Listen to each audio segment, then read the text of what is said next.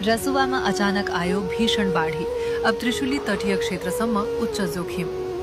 रसुवाको भोटेकोशी नदीमा आज बिहान अचानक ठूलो बाढी आएको छ। बिहान करिब 9:15 बजेतिर तिब्बततर्फबाट ठूलो बाढी भोटेकोशीमा प्रवेश गरेको प्रारम्भिक जानकारी छ। बाढीका कारण टिमुरे र स्याफ्रू बेसी क्षेत्रमा ठूलो क्षति पुगेको छ भने रसुवा भन्सार तथा आसपासका संरचनामा समेत क्षति भएको प्रारम्भिक विवरण आएको छ। यो बाढी अब भोटेकोशी हुँदै त्रिशुली नदीतर्फ अगाडि बढ़िरहेको छ। पछिल्लो अपडेट अनुसार बाढी धादिङको गल्छी आसपास पुगिसकेको छ र केही घण्टामा मुगलिन पार गर्ने अनुमान गरिएको छ। त्यसैले रसुवा, नुवाकोट, धादिङ, गोर्खा र चितवनका नदी तटीय क्षेत्रका बासिन्दा विशेष सतर्क रहनुहोस्।